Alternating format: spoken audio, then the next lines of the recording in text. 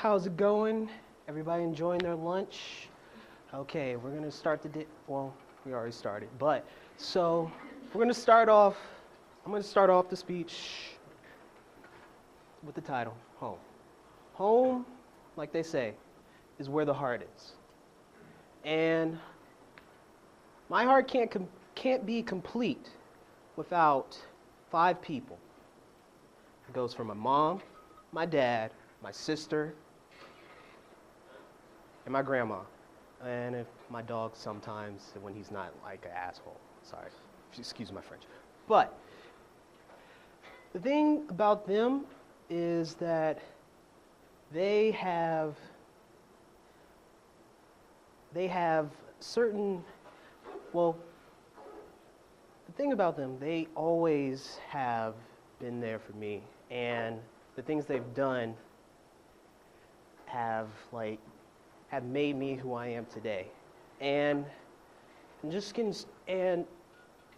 I can't start off without just telling you guys how they show love, and they really show love in a weird way. You might think, to me, I always thought when I was younger, they were always just being mean, because my sister was the worst one of all.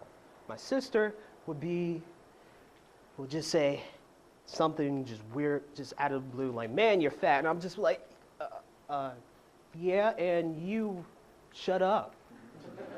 I mean, I never liked confrontation, and she knew that, so that's why she always challenged me to to deal with a confrontation, because I was never good at it, and I'm still working at it today. But I've gotten a little better over the years, and so is our relationship between each other. Now for the next person, my grandma. How many of y'all have a grandparent that lives with you? No? So it's not really common. Like, everybody thinks their grandma is pretty awkward, or just, it's weird kind of going there because they're pretty much out of the loop. You see them once a week or once out of the year. But my grandma, she's been there pretty much my whole entire life, and she's basically like my second mom. Like, no matter what, she always makes sure, triple checks to make sure that everything do I have everything?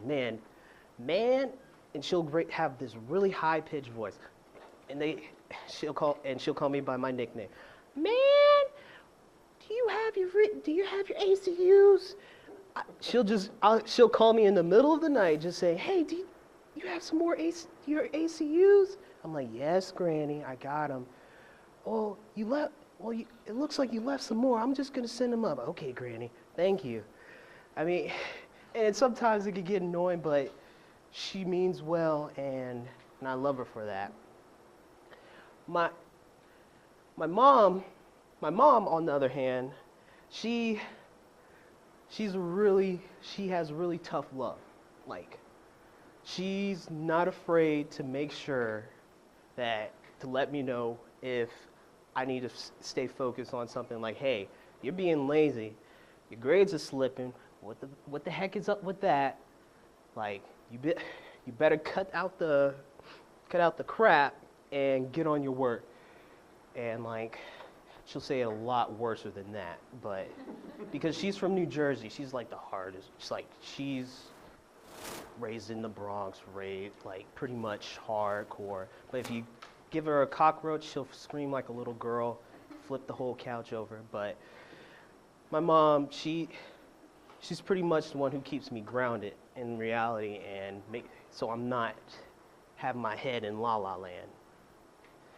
Now, my dad is pretty much the anchor for the whole entire family. No matter what, you can count on him. He'll always come through. He'll help you when he'll give you money when he has only $1 in his wallet. He'll give you half of it. And one lesson he taught me before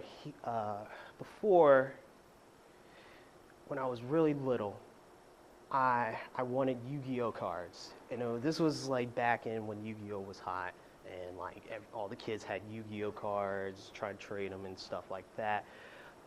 And I wanted, I wanted the best one. This kid was selling some, he had some, and I wanted the best ones. He had the rarest one. I was just like, okay, I got to get that card, those cards. And so I had a bank in his, I had a little piggy bank in his room that we said I wasn't gonna touch. It was supposed to be for later. And I didn't tell him. Like in the morning, I would go in the piggy bank every morning before like I go to school. I would grab some money so I can get the Yu-Gi-Oh cards. And he will ask me before I go. He's like, "Man, what are you getting the money out for?" I'm like, I didn't want to. He said not to buy it with like toys or anything. It's for important stuff like lunch money or something like that. So I said, "I'm getting lunch money, Dad," and I lied. And this was when I was like 4 years old, and I didn't know. Like, I didn't know any better. I just wanted the Yu-Gi-Oh cards. But after a while, I started doing it for like a week, and he's like, "Okay, I know you're not spending it on lunch money. What are you really spending it on?" So he said, "All right." I told him, "I'm buying like Yu-Gi-Oh cards. Sorry, Dad."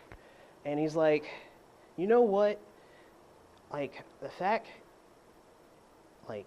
that you lied, like you could have done anything else. Like you could have stole from me or anything. I don't care. But the fact that you lied," he said,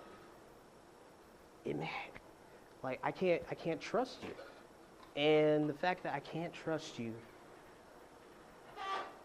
it really hurts a relationship." And from that point on, like that really stuck with me, and I was like, "Oh, dang." And my dad is like the kindest guy ever, and like it was a while before like I could get his trust back after that. And so he really and that really hit home with me. So like, and through all that, like it really put those lessons in my head, and I'm still trying to like master those lessons. And so, but I really love them, and my heart's with them, and they're root for me. So, and that concludes my speech. Yeah.